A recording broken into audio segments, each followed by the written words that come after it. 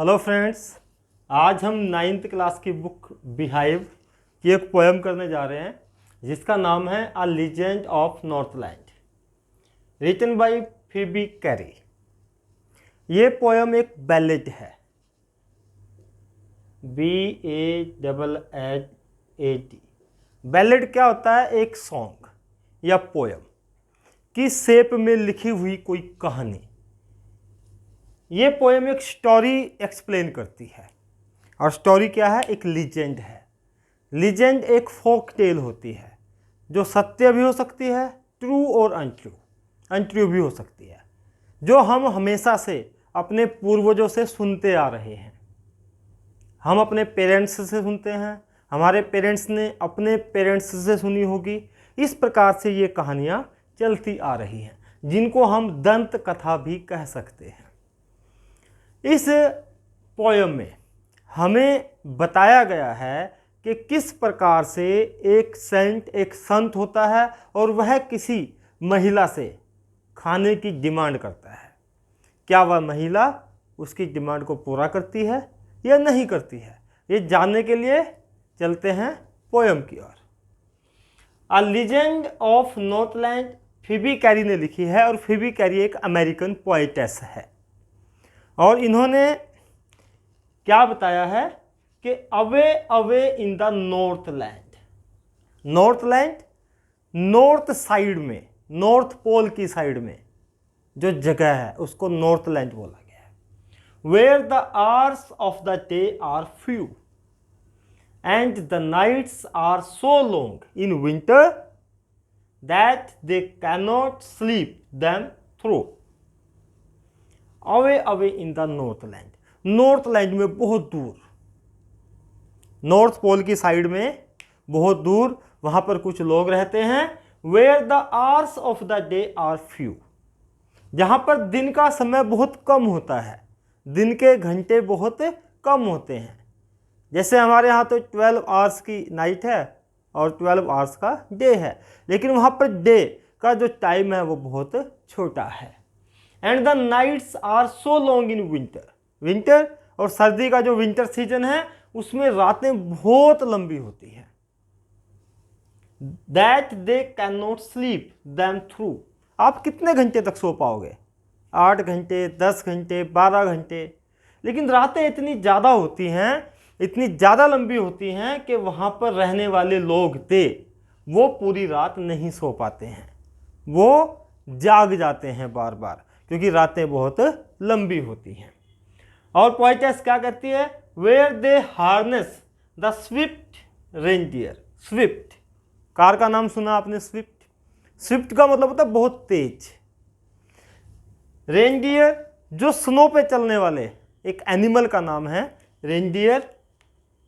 और हार्नेस होता है, आप उसको लगाम कह सकते हैं, जिसको पकड़ के आप घोड़े को राइड करते हैं, घोड़े के ऊपर बैठ करके लगाम जिसको पकड़ के आप उसको चलाते हैं। Where they harness the swift reindeer, दे वहाँ पर रहने वाले लोग, कहाँ पर? नॉर्थलैंड में रहने वाले लोग क्या करते हैं? उनके पास एक गाड़ी है। कैसी गाड़ी है वो? रेंडियर, एक पशु एनिमल, जिसको वो उस गाड़ी में क्या करते हैं? जोत देते हैं, उसमें बांध करके उससे वो गाड़ी चलाते हैं। और कैसे चलाते हैं? उनकी हार्नेस को पकड़ करके। टू द स्लेजेस, उनकी गाड़ियों का क्या नाम है? स्लेज। जो स्नो व्हीकल होता है, जो आइस पे चलता है, उसको बोलते हैं स्लेज। व्हेन इट स्नोज, जब स्नोज आइस फॉल होता है, तब वो अपनी स्लेजिस पे रेनडियर को पर की गाड़ी पर बैठ करके आगे चलते हैं। And the children look like bears cub. Bear क्या होता है? भालू। जैसे भालू के बच्चे होते हैं, बेयर्स कब होते हैं, उसके बच्चे होते हैं। उनके बच्चे, किनके बच्चे? उस जगह रहने वाले लोगों के बच्चे बेयर्स कब की तरह दिखाई देते हैं। इन द फरी क्लॉथ्स, क्लॉथ्स कैसे होते हैं? उनके फर वाले क्लॉथ्स होते हैं, और उन क्लॉथ्स में वो बहुत फनी दिखाई देते हैं। इस पोएम में आगे क्या होता है? They tell them, they tell them, उनको बताते हैं। किनको बताते हैं? वहां पर रहने वाले लोग अपने बच्चों को बताते हैं। क्या बताते हैं? अ क्यूरियस स्टोरी, एक स्ट्रेंज, एक कहानी बताते हैं। और वह कहानी किस बारे में है? सेंट पीटर और एक लेडी के बारे में है। I don't believe this is true, TIS, this is true. Poetess क्या कहते हैं कि मुझे तो विश्वास नहीं होता कि ये कहानी सत्य होगी, ट्रू होगी। And yet you may learn a lesson, लेकिन हाँ मैं आपको बता रही हूँ, क्योंकि हो सकता है आपको एक लेसन मिल जाए, आपको एक सबक मिल जाए, आपको एक सीख मिल जाए इस कहानी को पढ़ करके। If I tell the tale to you, यदि मैं ये कहानी आपको बताऊं तो हो सकता है आप इस कहानी से कुछ सीख ले, कुछ गेन कर ले। और कहानी शुरू करती है, once when the good Saint Peter, के एक बार की बात है, एक बहुत ही अच्छा सेंट पीटर, एक बहुत ही एक संत व्यक्ति जिसका नाम पीटर था, lived in the world below, इस दुनिया में रहता था, इस दुनिया में वह घूमता था, विचरण करता था। And walked about it preaching, और क्या करता था? प्रीचिंग क्या होता है? उपदेश देना। वह उपदेश देता हुआ इस दुनिया में घूमता था। जस्ट एज ही डिड, और जैसा कि वह करता था। और कैसे करता था वह? यू नो, आप सबको पता ही है कि किस प्रकार से जो संत लोग होते हैं वो अपने उपदेश देते हुए घूमते हैं। इसी प्रकार से ये सेंट पीटर भी दुनिया में अपने उपदेश देता हुआ घूम रहा था। सेंट पीटर घूमता हुआ कहाँ पर आता है? क्योंकि सेंट पीटर घूम रहा है। He came to the door of a cottage, एक कॉटेज, एक हट है, एक कॉटेज है, उसके दरवाजे पर वह आ जाता है। इन travelling round the earth, travelling round the earth, travel करना, यात्रा करना, घूमना, पूरी दुनिया का भ्रमण करते हैं सेंट लोग। तो सेंट पीटर जो था वह पूरी दुनिया का भ्रमण करके एक कॉटेज के दरवाजे पर आकर के रुक जाता है। Where a little women was making cakes, उस कॉटेज में क्या हो रहा था? एक छोटे कद वाली महिला क्या कर रही थी? केक बना रही थी। कैसे? And baking them on the hearth, hearth क्या होता है? फायर प्लेस, भट्टी, जिसके ऊपर तवा वगैरह रख करके कुछ भी हम बना सकते हैं। तो इसमें जो हर्थ थी, जो भट्टी थी, उसके ऊपर वह केक को क्या कर रही थी? बेक कर रही थी, पका रही थी, बना रही थी। एंड बीइंग फेंट with fasting for the day was almost done, for the day was almost done. संत लोग क्या करते हैं? साधु संत फास्ट रखते हैं, व्रत रखते हैं। तो पूरा दिन का इस सेंट पीटर ने व्रत रखा हुआ था, फास्ट रखा हुआ था। और पूरा दिन जब कोई फास्ट रखेगा तो क्या होगा? फेंट होगा, उसको भूख लगेगी, कमजोरी महसूस होगी। तो सेंट पीटर जो है पूरे दिन के फास्टिंग की वजह से थोड़ा कमजोर और भूखा खुद को महसूस कर रहा था। He asked her from her store of cakes, उसने उसको क्या कहा कि जो उसके केक हैं, बहुत सारे केक का जो उसने एक स्टोर रखा हुआ है, उनमें से क्या करे?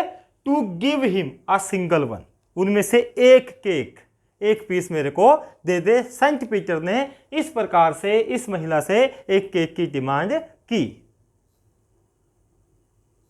अब सेंट पीटर ने डिमांड की थी एक केक की, तो उस महिला ने क्या किया? So she made a very little cake, एक बहुत छोटा सा केक बनाया।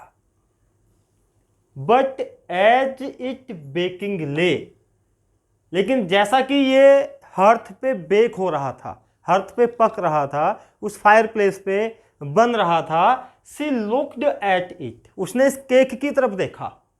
And thought it seemed too large to give away, to give away कि भाई अगर मैं इसको दे दूंगी, ये तो बहुत बड़ा केक बना दिया मैंने।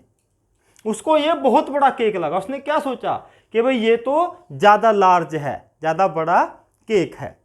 फिर उसने क्या किया? Therefore she needed another, needed गूंथना, जैसे घर में मम्मी आटा गूंथती है, नीड करना फ्लोर को। तो उसने जो फ्लोर है उसको फिर से क्या किया? नीड किया, गूंथा। And still a smaller one, और अब भी एक छोटा सा ही केक बनाया। दूसरी बार में भी उसने क्या किया? उससे छोटा बना दिया जितना पहले बना था। But it looked when she turned it over, लेकिन उसने उसको देखा और जैसे उसको पलटा, जैसे हम रोटी को पलटते हैं ना तवे पे, जैसे उसने उस केक को पलटा, as large as the first had done, उसको ये भी कितना बड़ा लगा कि जैसे मैंने पहले वाला केक बनाया था उसी के जितना ये भी बड़ा केक है। पहला केक बनाया वो ज़्यादा उसको बड़ा लगा, अब उस लेडी ने दूसरा केक बनाया वो भी उसको बड़ा ही लगा। तब उसने क्या किया, then she took a tiny scrap of dough, जो गुथा हुआ आटा था उसकी एक बहुत ही छोटी सी लेयर ली, छोटा सा स्क्रैप, स्क्रैप क्या होता है, टुकड़ा, उसका छोटा सा टुकड़ा लिया, एंड रोल्ड इट फ्लैट, और उसको पूरा रोल किया, ऐसे बेलन से करते हैं, पूरा उसको क्या किया, रोल किया बार बार, एंड बेक्ड इट थिन, और उसको पूरा जब वो पतला हो गया, जब बहुत ज़्यादा बारीक हो गया, पतला हो गया, एज अ वेफर, वेफर क्या होता है, एक बिस्किट जो बहुत थिन बिस्किट होता है, बहुत पतला बिस्किट होता है जिसको अक्सर आइसक्रीम के साथ खाया जाता है। तो जब वेफर की तरह ये बहुत पतला हो गया, इसको उसने बेक कर दिया, लेकिन उसके बाद भी क्या हुआ, but she couldn't part with that, लेकिन उसको भी वह नहीं दे पाई, वो भी उसको क्या लगा, बड़ा ही लगा। अब फिर क्या किया उसने, फोर्थ शी सेड, अपने आप से कहने लगी, क्या कहने लगी, my cakes that seem too small when I eat, ये जो मेरे केक हैं वो मुझे बहुत छोटे लगते हैं जब मैं उनको अपने आप खाती हूँ, यानी कि जब मैं खुद खा रही हूँ तो मुझे छोटे लग रहे हैं। ऑफ देम माई सेल्फ अपने आप, when I eat of them my self, जब मैं उन केक को अपने आप खाती हूँ तो मुझे वो बहुत छोटे लगते हैं। Are yet too large to give away, और जब किसी को देती हूँ तो वही केक बहुत बड़े लगते हैं। और ये सोच करके so she put them on the shelf, उसने वो केक भी कहाँ रख दिया, सेल्फ पर रख दिया। इसके बाद जब सेंट पीटर जो फास्टिंग रखे हुए है, जो भूखा है पूरे दिन से और थका हुआ है, उसको गुस्सा आ जाता है। Then the good Saint Peter grew angry, नाराज हो जाता है। कौन, सेंट पीटर। क्यों नाराज हो जाता है, कब से वेट कर रहा है, और वह यही सोच रही है कि उसका जो केक जिसको उसने बेक किया है वह बहुत बड़ा बन गया है। For he was hungry and फेंट, एक तो भूखा है और दूसरा थका हुआ है, फेंट है। तो सेंट पीटर को गुस्सा आ जाता है इस बात पर कि वह क्यों नहीं आ रही है, क्योंकि वो भूखा भी है, फास्ट रखा हुआ है और फेंट हो चुका है। फेंट का मतलब होता है बेहोशी की हालत में होना। जब पूरे दिन से आदमी भूखा होता है तो उसकी अवस्था ऐसी ही हो जाती है। And surely such a woman, और क्या सोचता है कि इस प्रकार की वुमैन, ऐसी औरत, was enough to provoke a saint, provoke गुस्सा दिलाने में, अगर किसी को गुस्सा दिलाना हो तो इस प्रकार का जो आचरण होता है जैसे ये महिला कर रही है वो सफिशिएंट है, वो इनफ है, पर्याप्त है कि उस सेंट को गुस्सा दिलाने के लिए इस महिला ने जो किया है वह पर्याप्त है, यानी कि उसको गुस्सा आ गया है। एंड ही सैड, तब क्या कहता है, अब क्या करेंगे सेंट, संत क्या करते हैं, श्राप देते हैं। You are far too selfish, you are far too selfish, selfish स्वार्थी होना, अरे तुम तो बहुत स्वार्थी हो। To dwell in a human form, इंसान हो, इंसान होकर के तुम्हारे पास सारी चीजें हैं। To have both food and shelter, तुम्हारे पास फूड भी है, शेल्टर रहने के लिए जगह भी है। And fire to keep you warm, और तुम्हारे पास आग भी है, फायर भी अपने आप को वार्म करने के लिए, लेकिन तुम इतनी स्वार्थी हो कि तुम एक इंसान की फॉर्म में रहने के लायक नहीं हो। तो चलिए देखते हैं आगे सेंट पीटर क्या कहते हैं। सेंट पीटर अब उस महिला को क्या कहता है, now you shall build as the birds do, जैसा पक्षी करते हैं, जैसे पक्षी अपना खाना बनाते हैं वैसे ही अब तुम भी करोगी। क्या करोगी, and shall gate your scanty food, scanty बहुत थोड़ा, वेरी लिटिल बहुत कम मात्रा में, कि तुम अपना बहुत कम फूड उसको गेट करोगी। कैसे प्राप्त करोगी, by boring and boring and boring, by boring and boring repetition का यूज है, रेपिटेशन डिवाइस का यूज है। All the day in the hard dry wood. Bore किसे बोलते हैं? गांव में अक्सर देखते होंगे जो ट्यूबवेल होता है उसका बोर होता है, तो बोर का मतलब धरती के अंदर गड्ढा करना, फिर नीचे से पानी आएगा। तो ऐसे ही यहाँ पर बोरिंग का मतलब है एक पक्षी होता है वुड पैकर, कठफोड़ा जिसको बोलते हैं। कठफोड़ा जो लकड़ी से अपना भोजन प्राप्त करता है, वो क्या करता है, लकड़ी को कुतरता रहता है, उसको बोरिंग उसमें गड्ढे करता रहता है और अपना भोजन उसको ऐसे मिलता है। लकड़ी कैसी होती है? सूखी लकड़ी होती है। तो सेंट पीटर उसको बोलते हैं and shall get your scanty food. अपना बहुत कम मात्रा में जो थोड़ा सा तुम्हें भोजन मिलेगा वो कैसे मिलेगा? By boring and boring. Bore कर करके, बोरिंग करके, किसमें? ऑल द डे, पूरा दिन तुम लगी रहोगी इन द हार्ड ड्राई वुड, बहुत ही सख्त जो हार्ड होगी और सूखी लकड़ी होगी उसमें से तुम अपना भोजन प्राप्त करोगी। तो तुम ऐसे प्राप्त करोगी जैसे कि पक्षी प्राप्त करते हैं।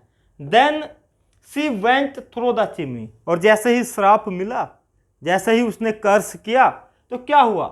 वो एकदम से कहां से निकल गई? चिमनी। क्योंकि घर में चिमनी भी होती है, जहां वो बेक कर रही थी तो चिमनी तो होगी धुआं निकलने के लिए, तो वो चिमनी में से बाहर निकल गई एकदम से। और क्या बन के निकल गई? नेवर स्पीकिंग अ वर्ड, कुछ भी नहीं बोल पाई वो, क्योंकि उसको अब सेंट पीटर ने कर्स कर दिया था, श्राप दे दिया था। और क्या श्राप दे दिया था? And out of the top flew a woodpecker. और जैसे ही चिमनी में से बाहर निकली तो क्या बन के निकली? एक वुड पैकर बन के निकली। वुड पैकर पक्षी। For she was changed to a bird. इस प्रकार से सेंट पीटर ने जो कर्स कर दिया था, उसको श्राप दे दिया था गुस्से में, वो एक पक्षी के रूप में चेंज हो गई। आपने वुड पैकर को देखा होगा।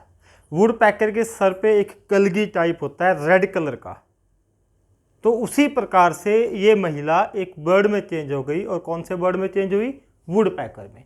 सी had a scarlet cap on her head. उसके सर पे क्या था? एक स्कारलेट कैप थी। स्कारलेट क्या होता है? रेड। एक रेड कलर की कैप उसके सर पे हो गई, क्योंकि वो जब पक्षी बन गई तो पक्षी की शेप कैसी होती है? जैसे अलग डिफरेंट टाइप्स ऑफ बर्ड्स की होती है, लेकिन उसको बनना पड़ा वुड पैकर। तो वुड पैकर के सर पे एक रेड कलर की कैप होती है, तो उस महिला के सर पे भी क्या हो गई? एक रेड कलर की कैप हो गई। And that was left the same. और उस पक्षी की तरह, सेम उस पक्षी की तरह उसको बना करके सेंट पीटर ने छोड़ दिया, क्योंकि उसको क्या कर दिया था? कर्स कर दिया था। But all the rest of her clothes were burned. उसने कपड़े पहने हुए थे, वो सारे के सारे कपड़े उसके जल गए। और जल करके कैसे हो गए? ब्लैक एज अ कोल। जैसे कोल का कलर होता है, आपने तारकोल सड़क पे देखा होगा, जैसे उसका कलर होता है ब्लैक, तो उसी प्रकार से उसके कपड़े जल करके वैसे हो गए। एज यहाँ पे यूज हुआ है। एज यूज होने से यहाँ पर कौन सी डिवाइस है? सिमिली। जहाँ पर एज और लाइक यूज होते हैं वहाँ पर सिमिली होती है। कोल इन द फ्लेम, क्योंकि फ्लेम में, आग में, चिमनी की आग में उसके सारे कपड़े जल करके बिल्कुल ब्लैक हो गए, जैसे कि कोल होता है। And every country school boy.